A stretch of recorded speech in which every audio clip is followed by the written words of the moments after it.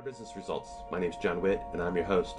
Today, our guest is Bob Saadai. Bob is president of R&S Marketing Services. Bob, thanks for joining us today. Thank you for having me. As I always start every show, I'd like you to give the audience a little introduction on what is R&S Marketing Services and why are you in this business? All right. R&S Marketing is an online digital service company. I am the president of it, and what we basically do is we help business owners get more leads and traffic through their website. That is the main thing that we do. There are also other things that our company provides. The reason I'm in it, I have been innately programmed by environment, parents, what have you, to be a servant, basically, to try to help as many people as I possibly can. Servant leadership. Servant leadership, exactly. And so one of the things that I've always tried to do in all the businesses that I've been involved with has been trying to help people. And I feel that marketing is certainly one of those things that can help generate revenues for as many business owners as Well, possible. marketing, every business needs marketing. Every business needs marketing, whether they know it or not. And we're in business to generate revenue, right? Otherwise, right. we'd work for free. Absolutely. Absolutely. Okay. I mean, I have the utmost respect for Greenpeace and others who volunteer their time. That's fantastic. I'm also a volunteer myself. However, in order to put food on the table for my family, I need to be making money. Right. Understood. And marketing certainly gives you a real broad expanse. And so, naturally serving others and wanting to serve others. But how did you choose marketing? And how did you choose internet marketing? Great question. I have been involved in many different businesses for over 26 years now. And a few years ago, I looked back at all of them, and I wanted to pick a few things that I could use to help other business owners in their businesses. One of those few things was marketing, and I've always been interested in marketing. I've always been involved in the marketing aspect of all the businesses that I've either owned or run for other people. And so I decided to further educate my business, my marketing skills. And from there, I went ahead and I started out actually doing marketing, different types of marketing, whether it was offline or online. But as I did more and more, internet is the future, and so I decided to go with the internet marketing. And from there, I have been progressively growing my website, SEO, video marketing aspects. You have sort of a combination side of sort of creativity and analytical. That's what I love about this business. By nature, I've always been very analytical. I've liked numbers. I've liked to dissect things and figure out. I was a biology major, graduated from UC Irvine with a bio degree. Having said that, I've always wanted to use my creative side as well. And this is a perfect complement. And marketing is certainly a numbers game. Absolutely. Absolutely. And then you get some creativity and kind of creating creative solutions. And Yes. internet marketing is it didn't exist 10 years ago, but now it's everywhere and it's just going up, right? Yes. I mean, internet is relatively very new. I mean, compared to sales letters and what have you. Oh, yeah. I mean, this is within the last 10 years. 10, 15, maybe 20 years, right? But it's still very relatively new compared to the other ones. And it's just progressing and growing at a much, much faster rate because of the availability of technology and information that we have. Yeah, it's pretty clear that this is here and it's going to stay and Absolutely. it's going to go forward. So, all right. So you're providing digital marketing solutions for your customers. Starts with a website, search engine optimization. Correct. Video marketing, video ranking, and stuff like so. Who benefits the most from your services? The business owners that are committed to growth and want to make sure that they are increasing their revenues, and not a little bit, we're talking a substantial amount.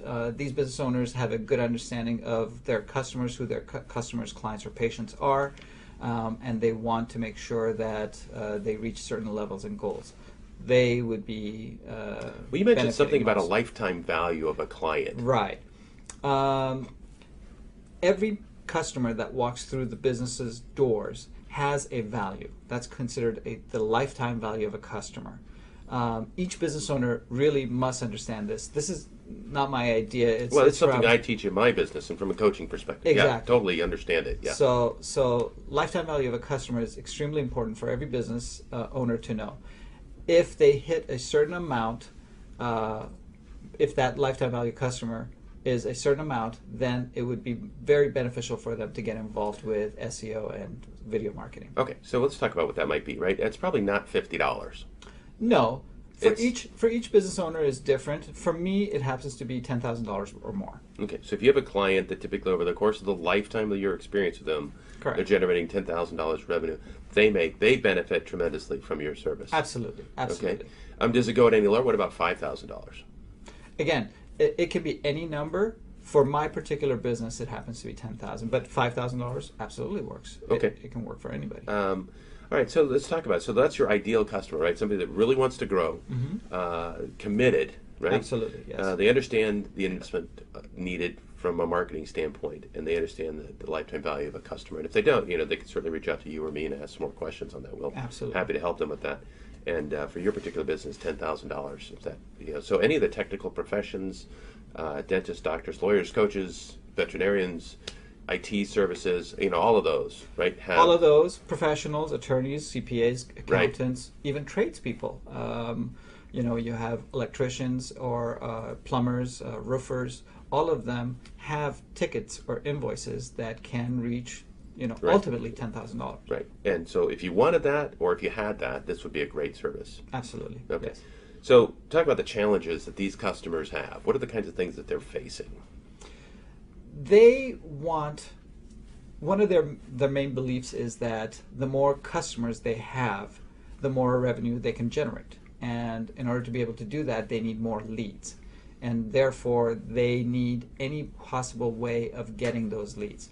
Therefore, search engine optimization, whether it's through their website, through videos, or whatever else, other techniques, that's where we can come in and help them. Well, one of the problems with search engine optimization, how many people know how to do that? Well, I hear this from everybody. You get 100 calls a week from different SEO companies calling you and saying, "Hey, would you like to try us? We guarantee you," and all this stuff.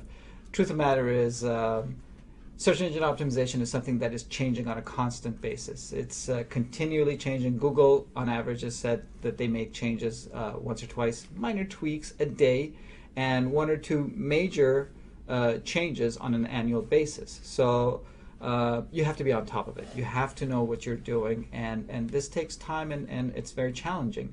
I personally love Google. I think they're a great company. I think that what they do is provide great value and service for their customers. Those are the people that go on there and type the keywords and phrases that they're looking for. So knowing what Google values is how I can provide the value for my clients, being able to provide that value for them. Yeah, so the average business owner doesn't know that, right? They don't have the education, they don't have the knowledge, and by the way, it's changing every darn day. That's right. Right. That makes a huge difference. Nor do they even have staff that could do this stuff. Or the desire. No, most companies don't. It depends. If they're that large of a company where they can have an in-house, absolutely they can. The middle-sized companies, they may have some staff members. However, how well educated are they? How well on top of things are they? It's a question to be answered. So small business, 5, 10, 20, 30 employees, they're not going to have anybody like this. They can't possibly stay on top of it. Correct. They may have someone who takes care of their website or is their web developer. However, that person is not necessarily up to date and is bombarded with so many other things that they do need to reach out to them. All right. So how do you solve these challenges? They've got an education challenge, they've got a resource challenge, and they're clearly looking for more leads, right? That's more opportunities for their business. How do you solve those? Well, what we do is we come in and we ask questions. We want to start off by gathering as much information and details as much as possible. I like to call that discovery, right? Discovery, You've got to discover what's going on. The form that I have them fill out is called a discovery form. Now, there you go. So we're on the same page.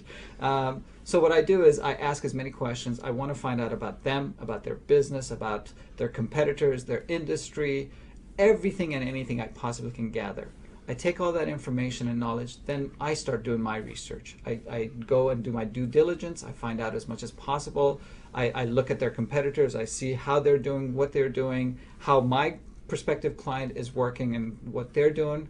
Then I come up with a proposal for them. And then I present it to them. Well, okay, so say I accept the proposal. Again, what are you doing? Keywords, how are you managing, how are you solving the challenge for them is more leads, right? How are you solving that? So it all starts with the website, in my opinion. if you do not have a well-performing website, whatever I do is nice. I can get you to the first page of Google and have you be visible for people to find you, but if it doesn't convert, it's useless. So you got to make sure you have a conversion tool, website conversion tool, and then you send traffic. Then I send traffic. That's where the SEO portion comes in. Now that traffic can come through their website, okay, so ranking their website, ranking their social media sites. If they have a Facebook, LinkedIn, any other YouTube is incredibly powerful. Right now YouTube is the #2 search engine right behind Google. And so if they have videos, I can optimize those videos, get them ranking for specific keywords that they're looking for. Therefore, not only will their video pop up when someone does search, sometimes when you do searches, you see a video that comes in. Most of those get clicked. Video is extremely powerful. So how important is it for video from an optimization standpoint, website driving traffic? Where does that stand in the priority? For me, it's one of the top 2 or 3. I highly recommend, encourage, gently push my clients to have video. And it's not only engaging to have on their website, it's also a very good way of converting prospective clients into actual clients. Conversion, yeah. Conversion. I believe the last statistic I saw, it said that 64% of decision makers pick up the phone and actually call the business if there's a website on, if there's a video on their website. Right. So I don't know, I almost wonder if that is a #1. I mean, what? Exactly. I mean, again, video is extremely for driving powerful traffic to for the driving website. traffic. Absolutely, yes. And then converting once somebody gets on the website. That's right. Right. That's Yes. amazing. Awesome. So tell me about your biggest success story. I know you work with a lot of different clients, but give me the best Well, one. I have some big clients. However, one of the ones that's dear to me was a chiropractor. Met her. She was rather meek and very good chiropractor. I mean, she was a little thing, 5'3", something like that, and but she could put you in a pretzel really easily. And so she was not anywhere to be found. Her website was nowhere to be found. And then she came to me. We talked, and I did my research. I saw that I could provide a lot of help for her. And once she started working with me, I believe it took us about 3 months to get her on the first page of Google. And within, I want to say about 8 months, she saw an increase of 24% in her revenues because of that. I mean, coming specifically from her website. So real quick, and I'm not going to ask you to calculate how much she spent for her. What do you think her return on investment was there? We go back to the lifetime value of a customer. Every patient that she got back was worth many, many times more than what she spent on her SEO work that I did. So we're for her. talking about a 10 or a 20 or even a 30 to 1 return on investment for Could easily the be. work. I mean, she made an investment with you and your company, but That's she right. generated 24% more in revenue. That's right. And that was in 8 months. But guess what? That happens again the next year and the next year and the next year. It grows. So, yeah. It grows. Right. As you become stronger and stronger and you move up in the rankings of Google, searches and statistics have shown that the higher you're ranked, the more clicks you're going to get to your website or to wherever you're sending them Yeah, to. it just continues to accelerate. Absolutely. Absolutely. Well, that's a great story. And then the hidden benefits, right? So this customer, can you share her name, or should we just make up a name? We'll call her Dr. K. How's We'll that? call her Dr. K. Yeah. All right. So, what else did she experience from this activity? How did she feel as soon as she launched this campaign with you? Well, small business owner, one office, didn't really have a lot of experience as far as marketing is concerned. Had some good ideas on her own. And Technically very proficient in the health and wellness business. absolutely, yeah. But she's not a in great the marketing chiropractor. Yeah. That's right.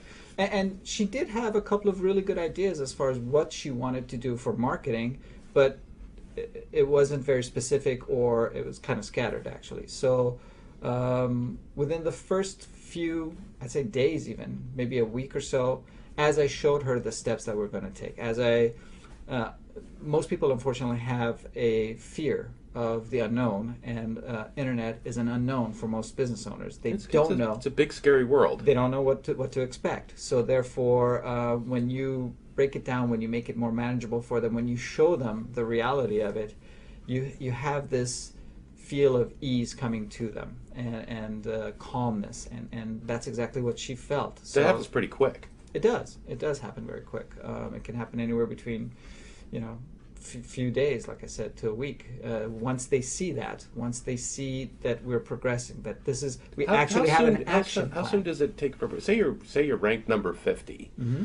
How soon, after you've started this process? I mean, it's not instantaneous, but how soon after that do you see some progress, some improvement?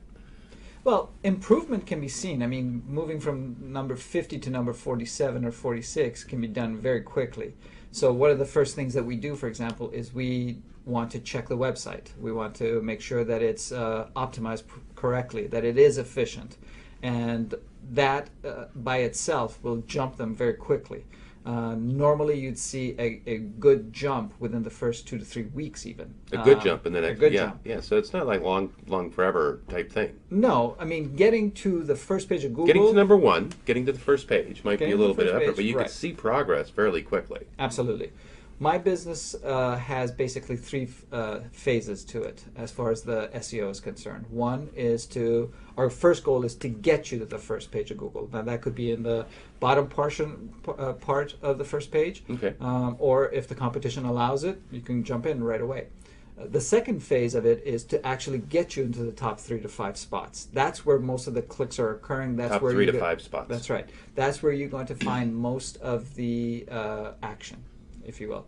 And then the third phase of it really is what I like to call blanketing the first page. So once we have your home page, for example, or your services page ranking on the first page in the top 3 to 5 spots, now we want to get more of your properties on that first page. We want to capture as much of the real estate on that first page as possible for your particular business. You'd like to own that page, wouldn't you? You'd like to own that page. We'd like to dominate that All page, right. yeah. So, so as much as you are internet marketing almost guru whiz, so to speak, you're also a small business owner. I am.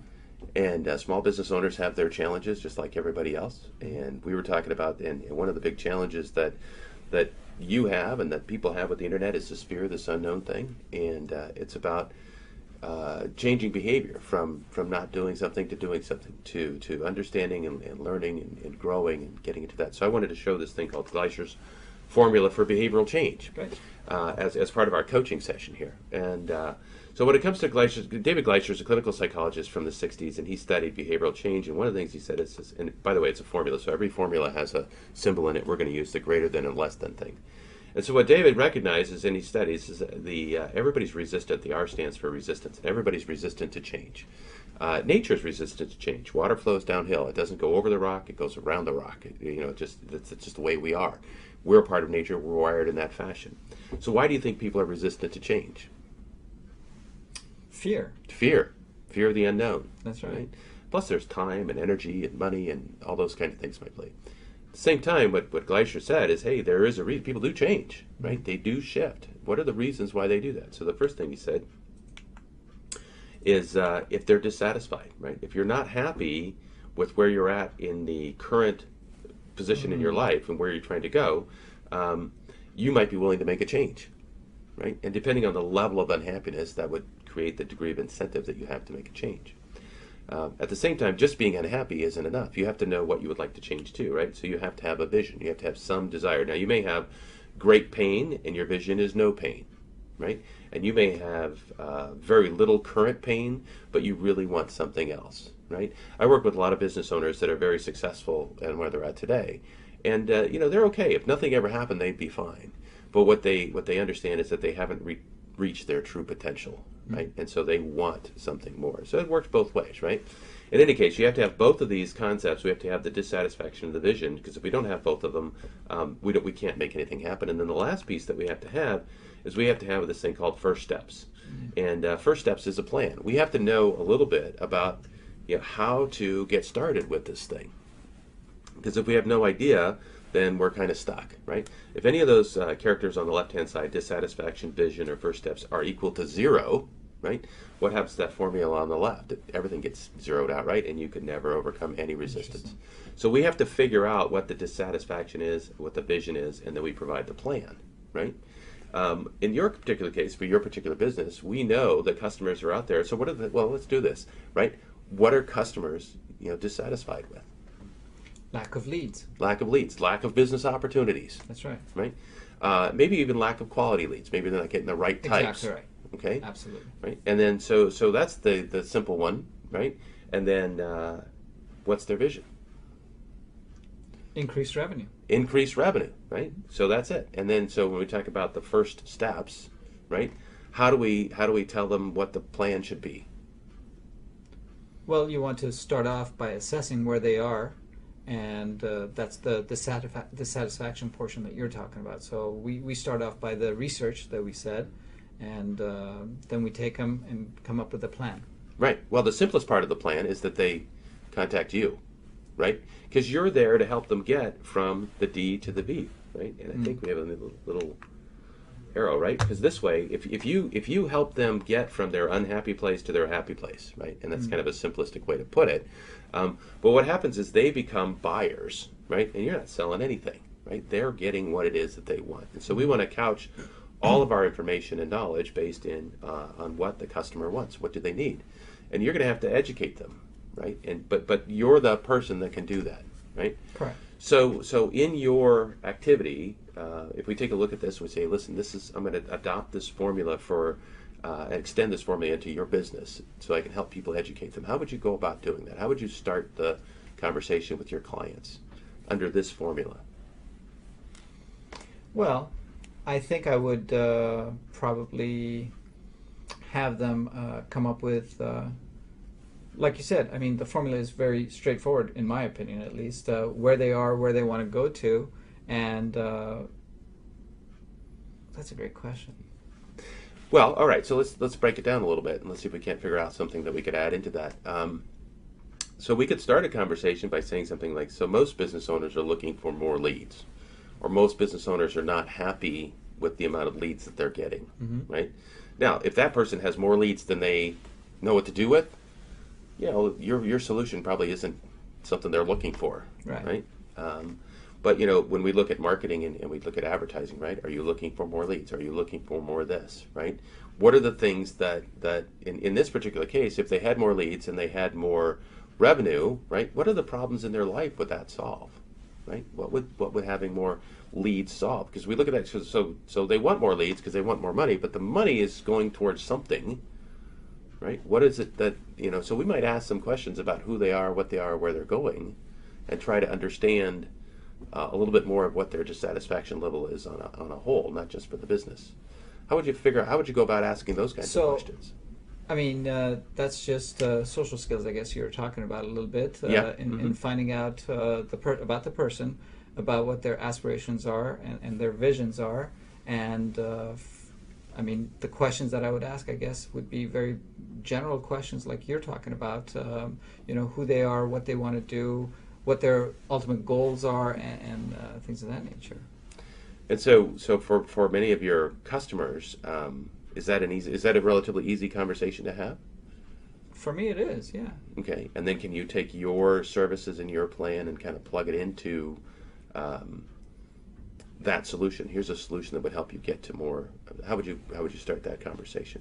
Well, that's part of the research that I do for them. When we get to that research portion of it, and I see the numbers, I know how the numbers will look, I can go back to them and give them my opinion as far as what will work for them. Whether at all, it might be something that might not be useful. My services might not be useful for them. They may not be the right thing. You're happy to tell them that you're not the right. Absolutely. Yeah. For example, a lot of business owners think that new business is what they're looking for, leads, new customers is what they're looking for. Where in fact, if they have a large database of current or past clients, they should be tapping into that. That might be the first place they go. Absolutely, I would definitely recommend for them to start off there. Now, if they absolutely want to have new clients, then yes, we can help them as far as the SEO and video marketing is concerned.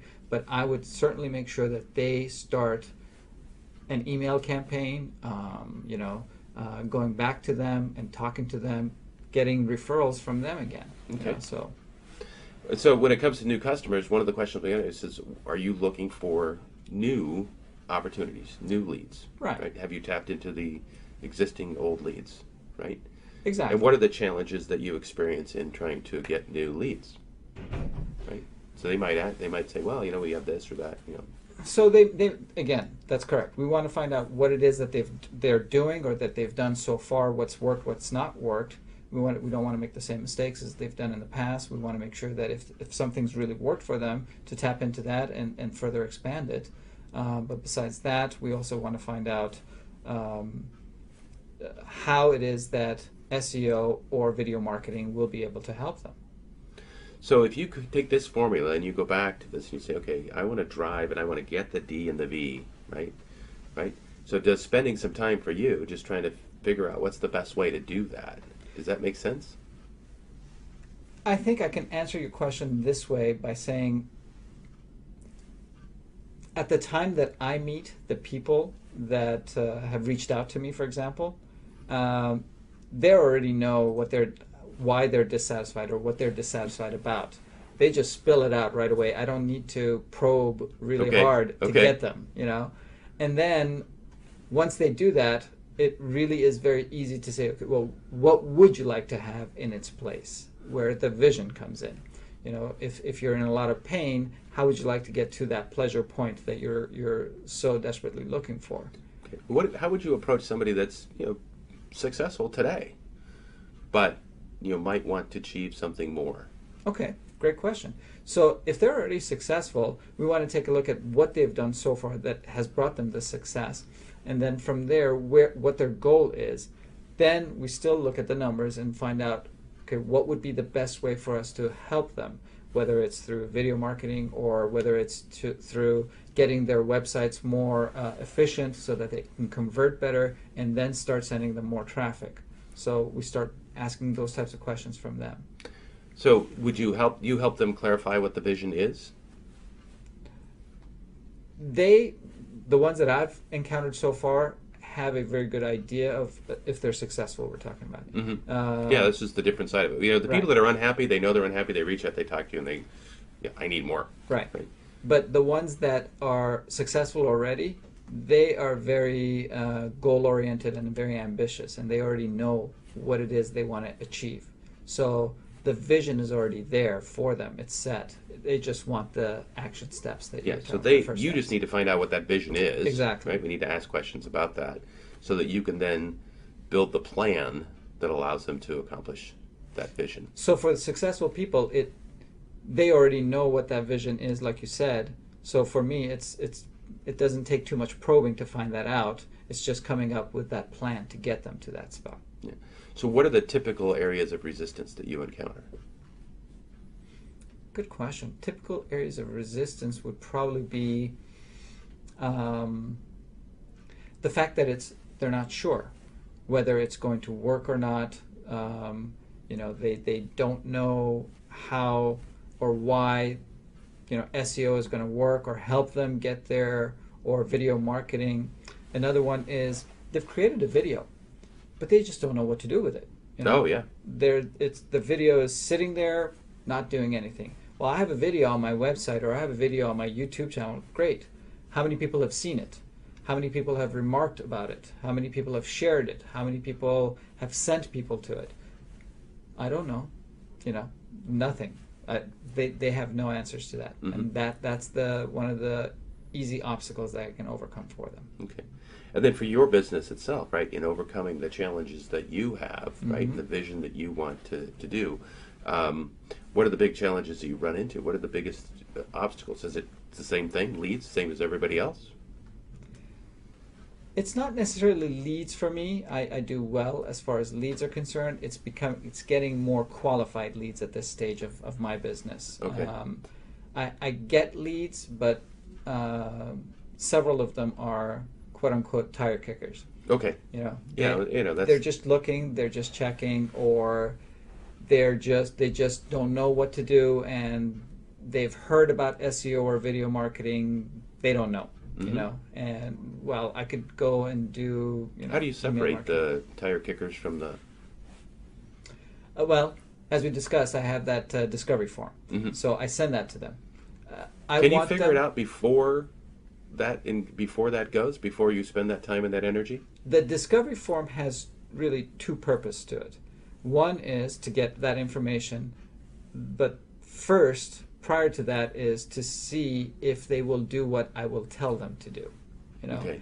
If they If don't they'll follow the plan. if they don't follow, it's not going to be. I have a good idea of where the success is going to be for that particular client. If they don't follow through, I will follow through with them a few times, but then after that, I understand where they are, and this is not the right option. So that's your quick process. So how are Yeah. you going to find? I mean, how do we reach out and find more of the ideal client? How do we find that? For my business, it would be well, word of mouth should normally work well. The challenge I've found, John, is that when I do work for people and they see results, I become like the ace in their pocket. They don't want to share with their colleagues or what have you what I've done. I've asked them to give me, if I could use them and their websites or their success. So what are the benefits to them for referring you to others? To referring to others? That's a great Yeah. question. Why would again, if people do things because they benefit for themselves, right? We've just talked about this formula, right? They have a vision. They're going to get something out of this. That's why they're going to do something, right? So if they're going to refer to you, what do they get? Well, I would hope the satisfaction that they're helping others as well, their colleagues or what have you. Okay. Building relationships with other people. Right. Okay. I mean, they say birds of the same feather, fly together. Okay. So you'd think that let's pick dentists, for example. If I help a dentist and they become successful and they see results, good results, my goal or thought process is that they would want to share that success with their colleagues or what have you. Okay. And that they would be sending them my way so that I could help them as well. That has not been the case. Well, so do they far. feel like there might be competition there? Absolutely. That's their fear. Their fear is that it's competition. Although I've told everybody that I will not work with this in the same industry, in the same geographic area. Right. Okay. But let's say, listen, you don't have to refer to me other dentists, right? But you could refer me to any number of different places. They'll be happy to do that. Okay. Yes. So they do that whenever it's on top of their mind. Okay. So, I was trying to kind of come up with 3 things that you could do with your business based on this formula that we just talked about. What are some of the things that you could do differently based on this formula, based on the understanding of how this process works?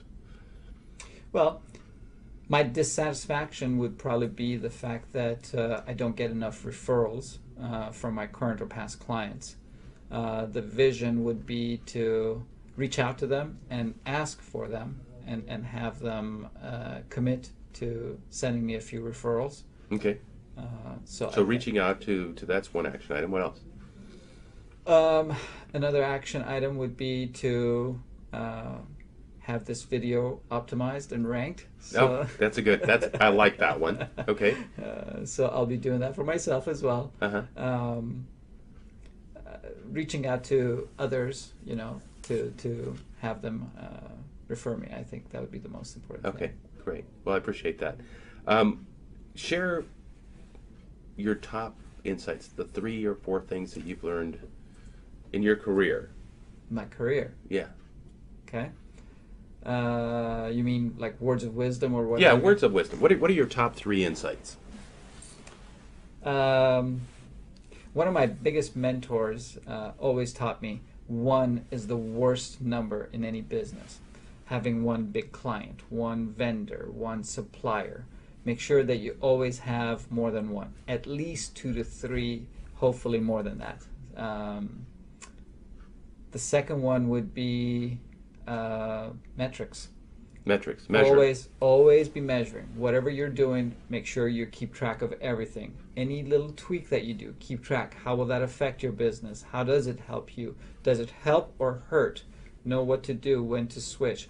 The great example is the pilots. When you are in an airplane, it doesn't go straight from one location to another destination. It varies all the time, and Yes, the pilot's of course, job, a lot, but it corrects. That's right. It's those little tweaks. But if they're not measuring it, they could land somewhere where they're not intending to land. And so measurements, metrics is very important.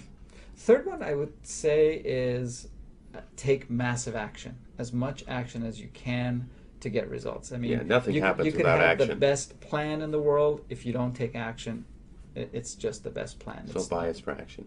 Yeah, absolutely. Bob, thanks so much for being on the show. It's a pleasure. Thank you very much. Before we close, tell me what your experience was being on the show. I mean, we started out with this questionnaire and different discussions. This was a very interesting and exciting experience for me, actually. I was excited to get on and learn and share a little bit about myself and learn from you. And this formula definitely opened my eyes about some things that I got to go take some action about right now. And so thank you very much. I highly recommend this. I mean, I'm going to go back to my people and make sure that they know about this and hopefully take action on it with you. Bob, thanks for coming on the show. My pleasure. Thank Click you. on the link below and register to be a guest on one of our next shows. Your video results will be amazing.